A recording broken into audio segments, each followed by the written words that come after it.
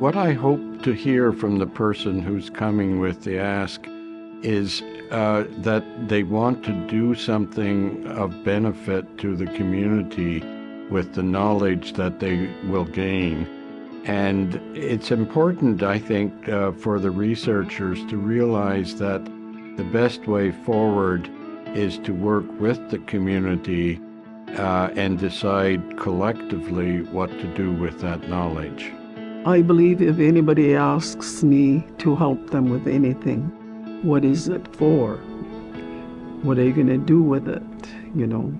So if it's for their learning, then fine. But if they're going to make profit out of it, no. So always be sincere. I tell them, always be sincere and let me know what you're going to do with it.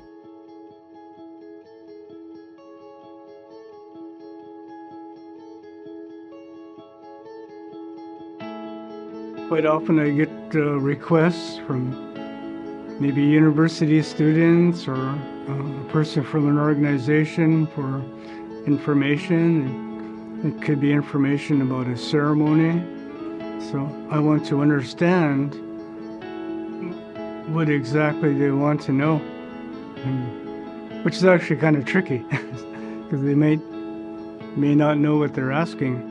So when people come to me, I say to them, do you know what, like some people say, oh, will you help me through my life? Well, that's a big ask. Be specific, be specific with your ask. Help me with the research. Well, what research? And that's a big ask. But if you say, this is a project that I'm working on, and this is what I'm asking you to do to contribute vision, because each person gets asked something different, right? Elders get asked different things for different reasons because they know who you are and why they're coming to see you.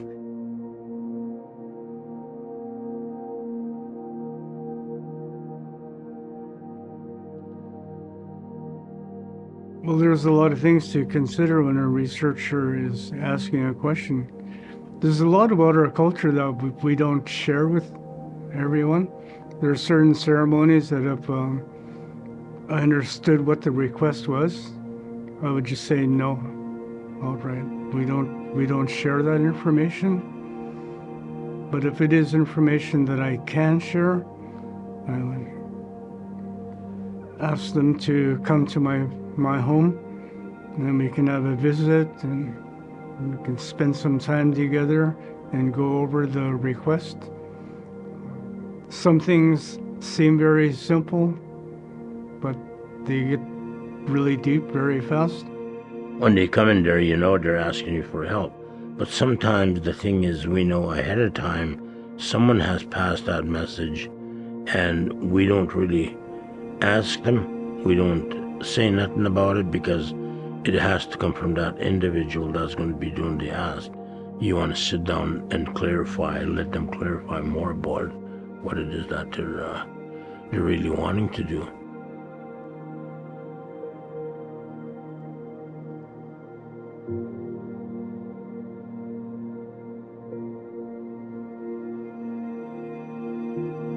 The way to do it is to offer the person who you are asking either or material or tobacco. Depending on the communities, like if it's from New Zealand, they'll bring me a gift.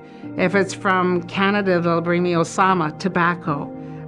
So I think it depends on who you are and where you come from, but that ask has to be very specific. A lot of times knowledge keepers won't take this tobacco from your hand. You'll have to put it on a table.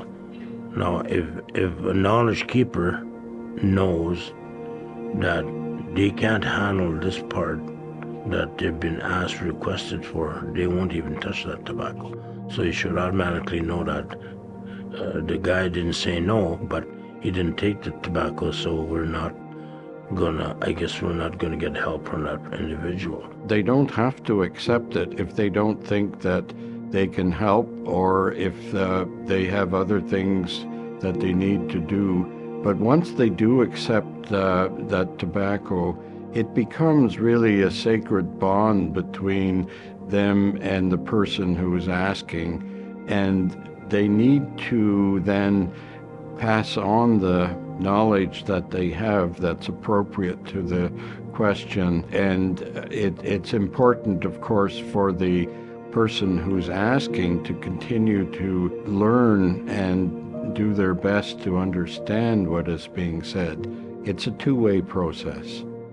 But if I take that tobacco, and then there'll be a time when I start giving you information as to what I need in order for me to do what you're asking. Then after we're done agreeing that I will work with you, this is where now we start uncovering what it is important and how we go about this. That's important in order for us to feel that we are being listened to. We get some researchers coming in and they just start going forward and doing whatever it is that they're doing. They're disrespecting. They're disrespecting the community.